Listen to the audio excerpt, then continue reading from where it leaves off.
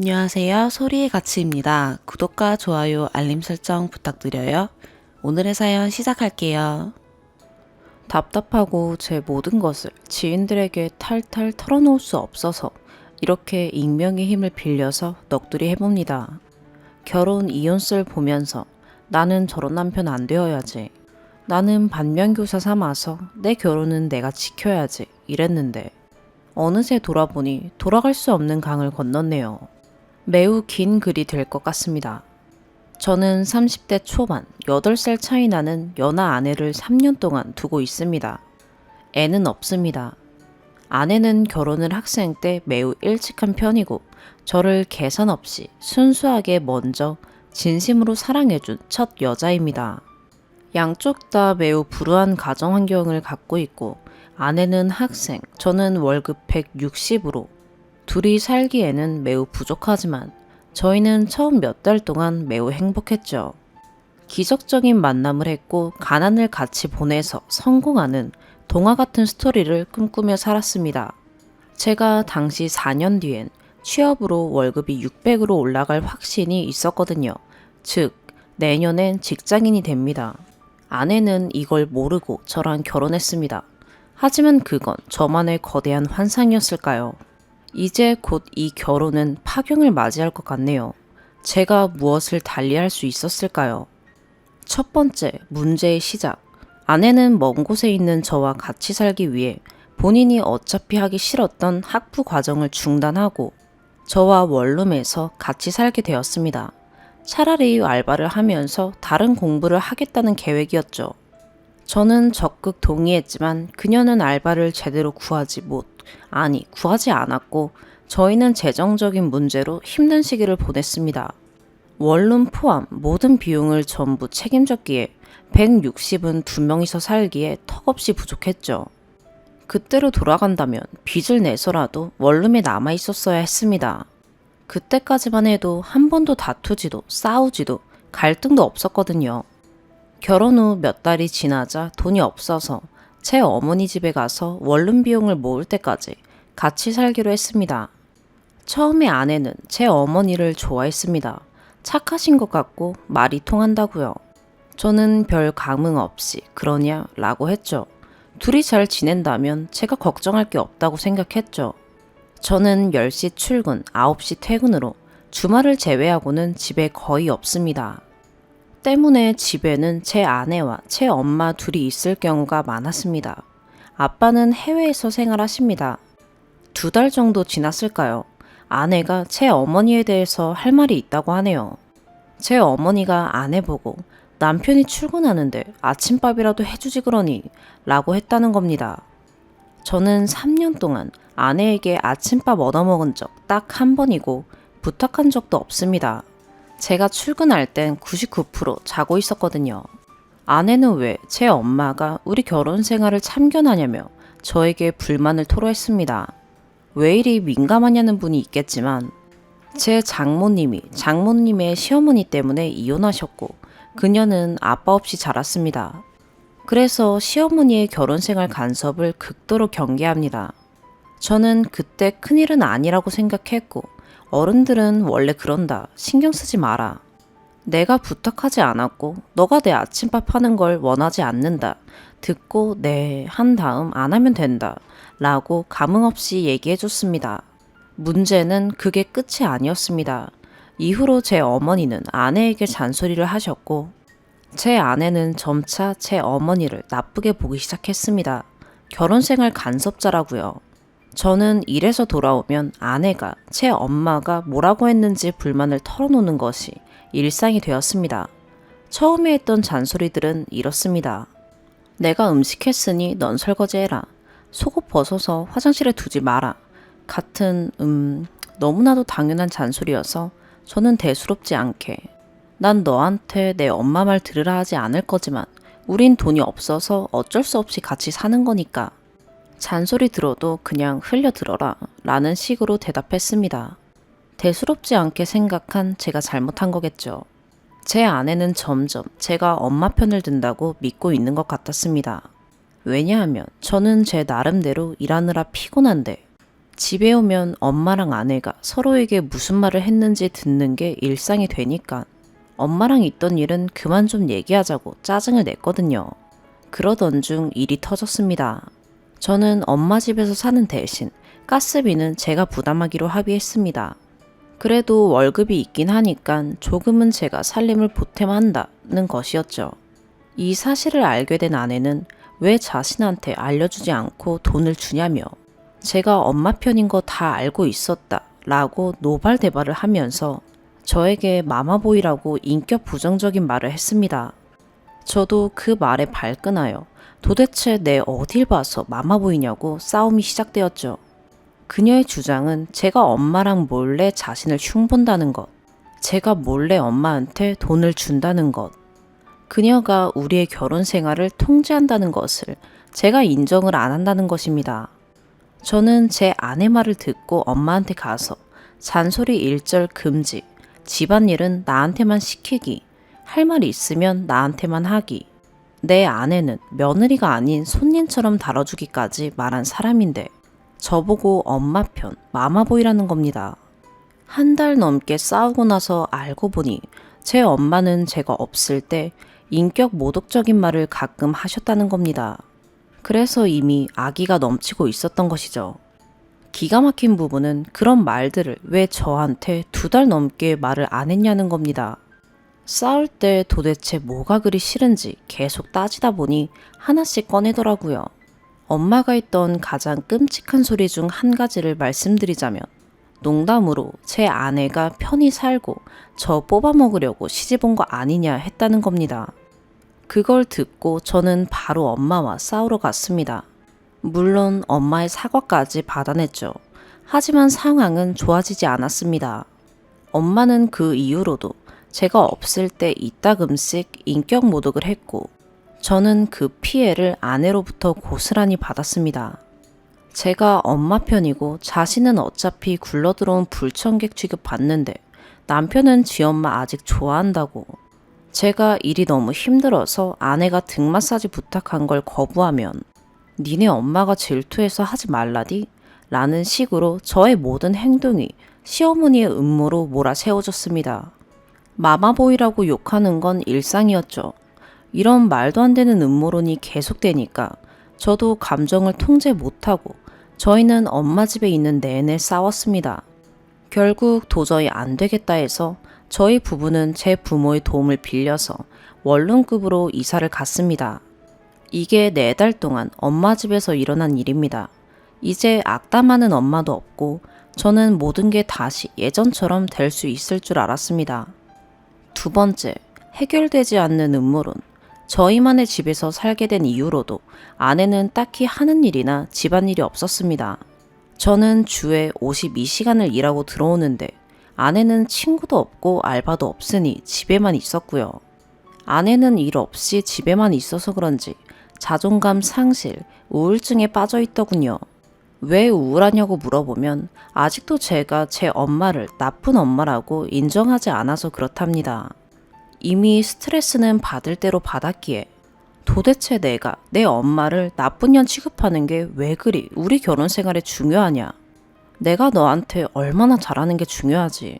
난 엄마가 너한테 이상한 말 하면 가서 싸우고 너 보고 엄마랑 친해지라고 하지도 않고 너가 내 엄만 평생 안 만나도 상관없다. 도대체 왜 모든 게 내가 내 엄마한테 얼마나 잘해주는지 못해주는지에 대한 불만이냐 하고 싸웠습니다. 제가 조금 잘못했을 수도 있는 건 너는 우리가 계속 싸우는 게 내 엄마 때문이라지만 엄마가 너한테 잘못한 거고 우리의 싸움을 시작하는 원인은 너다. 난 너가 내 엄마 간섭 없이 살게 노력했다.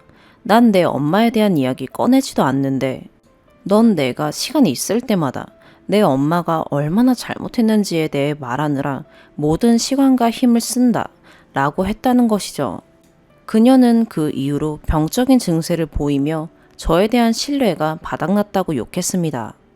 엄마랑 가서 살아. 모든 결혼의 문제는 시어머니인데 니는 그걸 모르네. 모든 싸움의 원인은 내가 아니라 네 엄마야. 이런 소리를 했죠. 여기에 엎친 데 덮친 격으로 제 엄마 또한 제가 아내 편만 든다고 섭섭하다며 저한테 서운한 티를 계속 냈습니다. 전화나 할머니 집에서 만날 때요. 저는 엄마를 한 달에 한 번 볼까 말까 했고 전화도 한 번 할까 말까 했거든요.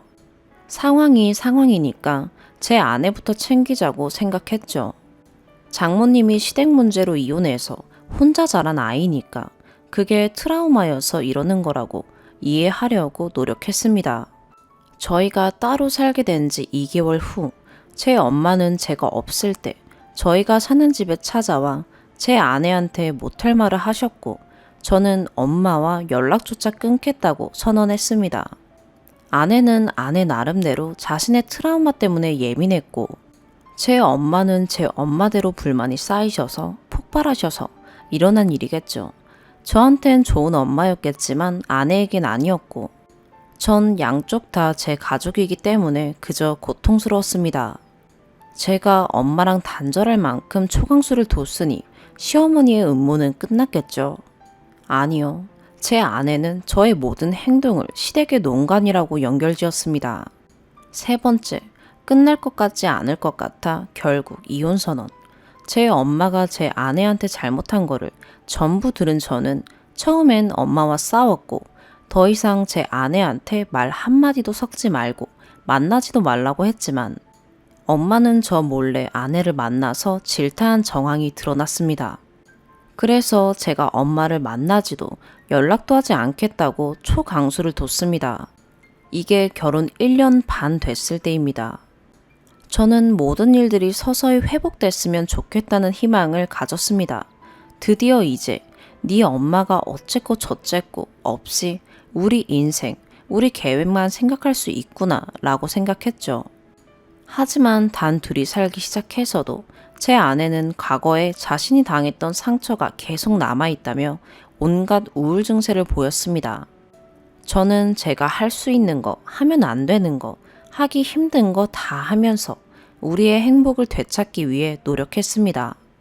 그녀는 저만 바라보고 먼 곳에서 친구 하나 없는 서울로 왔고, 아무런 개선 없이 절 순수하게 사랑해줬다는 게 감사했기 때문이죠. 하지만 저에게도 한계는 찾아왔습니다. 그녀는 절 사랑해준다는 마음만 있을 뿐, 타지에 왔다는 핑계, 어리다는 핑계, 시어머니와의 사건들로 인해 생긴 우울증 핑계, 정신적으로 피폐하다는 핑계로 아내로서 해야 하는 최소한의 일들을 하지 않았습니다. 3년 동안 아내의 총 수입은 500만 원이 되지 않습니다. 3년 동안 아내가 집을 치운 것은 20번 미만입니다. 그녀가 집을 치울 땐 제가 감격을 했기 때문에 기억납니다. 3년 동안 전 아내가 해준 음식 20번 미만 먹었습니다. 후하게 잡아도 30번이 안 됩니다. 자신 있습니다. 제가 간편식을 먹습니다. 3년 동안 저는 부엌에서 날파리들, 애벌레까지 태어나는 거 3번은 봤습니다. 여름마다 제가 한 번 같이 죽어보자고 부엌 한 달 동안 안 치워봤거든요. 3년 동안 전 빚이 3천만 원 증가했습니다. 아내가 필요한 거 뒷바라지 하느라요. 월급 160이니 뭐. 3년 동안 전 아내에게 너가 먹었던 간식은 아무데나 방치하지 말고 치워주라고 부탁했지만, 그녀는 언제나 포장지, 휴지, 껍질, 접시, 식기 등을 침대, 화장대, 바닥, 테이블에 방치했습니다. 설거지 당연히 20번 미만했죠. 빨래 지가 아주 급해서 손빨래한 거 말곤 기억이 안 납니다. 3년 동안 아내는 처음 1년간 제 엄마가 한 잘못들을 말하면서 제가 왜 그때 엄마랑 빨리 의절하지 않고 자신을 힘들게 했냐고 저한테 질타식으로 물어봤고, 다른 결혼 커플들을 보면서 쟤네는 시어머니 문제 없나 보네 하는 식의 비교를 했습니다. 당연히 그럴 때마다 저는 화를 참지 못했죠. 저는 얘가 아직 어리니까 얘가 언젠간 바뀌겠지. 계속 희망 고문하면서 버텼습니다. 저만 바라보는 건 바뀌지 않았으니까요. 근데 최근 제 모든 불만과 인내심이 결국엔 폭발해버렸습니다. 아내는 정신적인 이유로 모든 것에서 벗어나 혼자만의 공간에서 조금만 있고 싶다고 했습니다.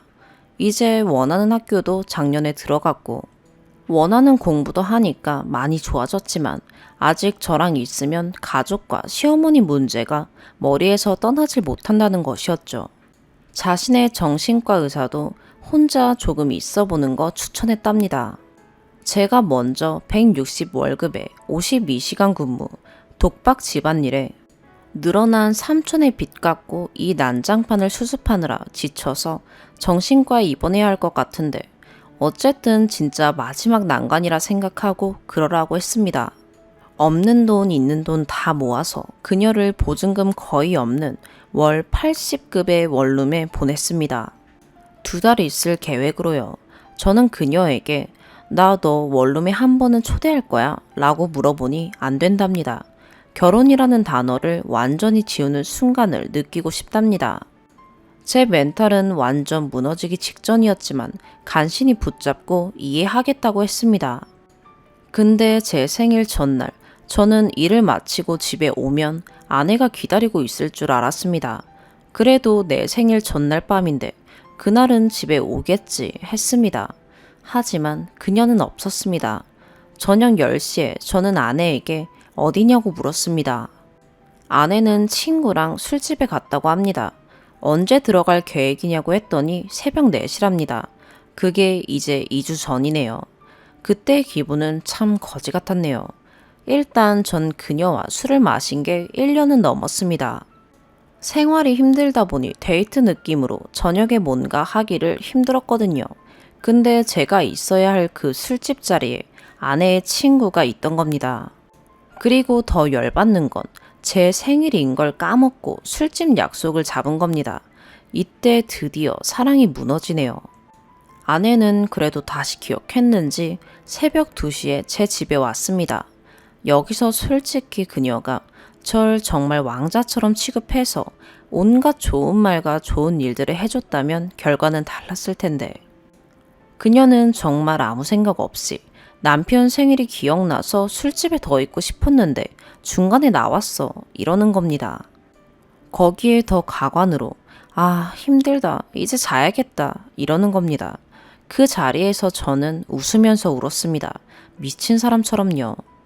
얘는 정말로 내가 얼마나 개고생하고 지가 얼마나 분에 넘치는 도움을 받고 사는지 모르는구나 하고 서럽고 웃겨서 울었습니다. 그녀는 심각하게 제가 왜 그리 서러워하는지 모르겠답니다. 제가 심각하게 뭐가 문제고 3년 동안 제가 뭔 고생을 했는지 싸울 때마다 얘기했는데도 모르겠답니다. 제가 울면서 얘기하는데 갑자기 핸드폰을 보길래 제가 이런 상황에서 핸드폰을 보는 미친년이 어딨냐고 날 얼마나 신경 안 쓰는 거냐고 소리쳤죠. 지 엄마한테서 문자 와서 볼 수밖에 없었답니다. 지 귀는 다 듣고 있는데 어딜 보든 뭔 문제냐고 하더군요. 저는 예전부터 그녀의 악습관을 지적했고 제가 심각하게 말할 때만큼은 나를 위해서라도 핸드폰은 절대 보지 말라고 부탁했습니다. 그 순간 전 그걸 다시 말했고 그녀는 5분 뒤 다시 핸드폰 5초 보더군요. 이런 개무시를 당하니 전 1시간 동안 울고 소리치고 미친 사람처럼 심정 토론을 했습니다. 결론은 지 정신적인 문제 때문에 저에게 동정심을 줄 여유가 없는데 왜 이해를 안 해주냐고 오히려 저한테 따집니다. 네, 전 동화를 상상했고 현실은 시궁창이었던 거죠. 전 그녀가 절 사랑하는 걸 압니다. 하지만 그녀는 미안해할 줄도 감사할 줄도 모르는 공주로 자란 사람이네요. 받기는 잘 받고 주는 걸 아예 모릅니다. 오늘 이혼하자고 선언했습니다. 장모님한테도 얘기했습니다. 아무리 그녀가 절 사랑하는 걸 알아도 말밖에 없는 빈 껍데기 사랑은 이제 못하겠네요. 제 기억을 정리할 겸 혹시 모를 이혼 소송을 대비할 겸 여기에 하소연할 겸 올려봅니다. 글로 풀어서 써보니 더욱 명확해지고 후련해지는 것 같네요. 읽어주셔서 감사합니다. 추가, 현재 양쪽 부모님에게 제 이혼 의지를 밝혔고 별거 중입니다. 아내는 저한테 잘못했다고 매달리거나 그러지 않네요. 제가 최근에 서운함을 너무 많이 말해서 그런 건지 지도 질렸나 보네요. 원글에는 안 썼는데 제 호구 같던 사랑이 완전히 무너진 순간이 있었습니다. 작년에 그녀는 원하는 대학에 입학을 하기 위해 등록금이 필요했습니다. 하지만 보시다시피 저희는 돈이 없고 그녀의 가족 또한 무일 뿐이었습니다. 밥도 제대로 못 챙겨 먹습니다. 이 대학에 가서 공부하면 정말 자신의 인생을 다시 되찾고 정신적 고통에서 벗어나서 자랑스러운 아내가 되겠다고 호언장담을 했었죠. 네, 저는 가족, 친구, 은행, 카드론, 제가 빌릴 수 있는 곳 모든 곳에서 돈을 빌렸습니다. 1년의 등록금과 기타 등등으로 저는 그녀에게 1,000만 원이 넘는 돈을 줬습니다. 이 기록은 현재 잘 보관하고 있습니다. 그리고 대학을 가느라 저와 약 1년 못 만났습니다. 장모님 댁에서 시할머니와 장모님이랑 같이 있었습니다. 대학이 매우 멀리 있습니다. 저랑 오랜만에 다시 만난 게 2021년 1월 중순 때입니다. 제 생일이 1월 말이고요. 원글 3번에서 일어난 일들은 한 달 만에 일어난 일입니다. 제가 이런 상황을 얘기하지 않았어도 여러분들은 저보고 호구라고 했습니다. 이젠 전 그냥 호구가 아니라 개호구인 거죠. 그럼 여러분들이 이런 도움을 받았을 때 그 도와준 사람을 1년 만에 만났으며 그의 생일날 어떤 감사의 표시를 할 겁니까? 제 와이프는 집을 엉망으로 만들고 저를 집에 둔 채로 새벽에 친구랑 놀고 생일 때는 케이크 하나, 그것도 제 돈으로 받았습니다. 아빠에게 버림받고 자란 아이, 어려서 손에 물을 묻혀본 적이 없이 자란 아이. 아기처럼 자란 아이여서 지금까지 참고 버틴 건데 결국에는 흔히들 말하는 사람 고쳐 쓰는 거 아니다 라는 말이 제 싸다구를 때리네요. 제가 너무 서러워서 거의 울듯이 물어봤습니다. 난 남편으로서 지금까지 할 수 있는 모든 걸 다 한 것 같다. 솔직히 난 너에게 줘야 하는 것보다 훨씬 많이 줬다고 생각한다. 그런데 넌 아내로서 나한테 도움을 준 게 무엇이 있냐? 그녀의 답은 내가 너한테서 도망 안 친 게 도와준 거다 였습니다. 여기서 절대 무너지지 않을 것 같았던 무언가가 무너졌습니다. 그럼 내가 다신 널 도울 일은 없을 거야 라고 했더니 그녀는 고마워 라더군요. 어떤 이혼이든 한쪽만 100% 잘못한 건 아니라고 생각합니다. 저도 분명 크고 작은 실수가 있었을 거고 애초에 알맞은 선택이냐의 문제도 있었을 거고요. 하지만 전 끝까지 해보는 성향이었고 정말 끝까지 한 것 같습니다. 그리고 정말 할 수 있는 모든 것을 하고 나니까 이혼에 아쉽지 않게 되네요. 댓글분들 말씀대로 학위 과정 잘 마무리하고 내년부턴 기 펴고 혼자 잘 살겠습니다. 제 모든 분통 터지는 일들을 다 쓰지 않았는데도 화내주시는 댓글들이 많아서 저에게 너무 위안이 됐습니다. 2번째 추가. 제 신상이 많이 드러나지 않게 절제하면서 쓰느라 조금 의심되는 부분들이 있었나 봅니다. 핸드폰으로 작성하였기 때문에 너무 길게 쓰기 힘들기도 했고요. 몇 가지 궁금하신 거 말씀드리겠습니다. 첫 번째, 코로나 때문에 술집이 9시에 닫는데 무슨 새벽에 있었다고 하냐? 제가 아내한테 질문했던 그대로입니다. 술집은 9시까지밖에 안 여는데 도대체 어디서 친구랑 있냐고 했더니 강남의 작은 바를 사설로 운영했다는 식으로 얘기했습니다. 친구의 친구가 초대해줬다네요. 나도 지금 가도 되냐고 했더니 친구들 민망하게 어떻게 오냐고 대답이 돌아왔죠. 사진 좀 볼 수 있냐고 했더니 안 보여줬고요. 친구가 딸이 있는 유부녀라고 말은 했지만 정황상 걱정과 의심이 당연히 되는 상황인데 제가 마치 혼자 있는 시간을 배려도 못하는 잔소리꾼이 되는 것 마냥 취급하더군요. 모텔에 가서 2대2로 남녀 불륜 파티를 했는지 뭘 했는지 이제 제 알 바 아닙니다. 2번째, 월급이 어떻게 4년 후 600으로 바뀌냐? 박사 학위를 받는 사람들이 많이들 그럽니다. 네, 저는 대학원 다닙니다. 학위를 따기 전에는 연구실에서 주는 인건비를 받고 졸업 후 교수의 길이나 취직의 길로 갈 수 있습니다. 저는 현재는 내년에 대기업 취직이 확정된 상태입니다. 저를 아는 사람들이 이 글을 본다면 제가 누군지 분명 아실 겁니다. 세 번째, 도대체 왜 그렇게 가진 것도 없이 서둘러 결혼한 거냐? 너무 긴 얘기이고 예전이라면 로맨스 영화처럼 자랑스럽게 얘기했겠지만 지금은 사랑과 전쟁처럼 암울한 다큐라서 말을 아끼겠습니다. 그리고 아직도 그녀는 제가 제 엄마와의 관계를 그리워하니까 이혼하자고 하는 사악한 사람으로 생각하고 있습니다. 제가 서운함을 표시할 때 제 엄마에 대한 언급이나 내 가족을 보고 싶다는 뉘앙스를 풍긴 적이 한 번도 없는데도 저보고 가족한테 돌아가고 싶어서 이혼한다고 하네요. 차라리 인간이 말을 못하는 동물이면 저희 사랑은 지켜지지 않았을까 싶네요. 남자분들도 여자분들도 말을 조심합시다. 저도 이번 결혼 기간 동안 말하는 방식에 대해서 많이 생각해보게 된 것 같습니다. 그리고 저도 이런 식으로 제가 취직하면 제 돈이고 뭐고 다 털려먹겠구나, 애 생기면 더 심해지겠구나 하는 생각은 하고 있었습니다. 올해가 사실 제가 그녀를 참고 기다린 마지막 해였죠. 두 번째 사연입니다.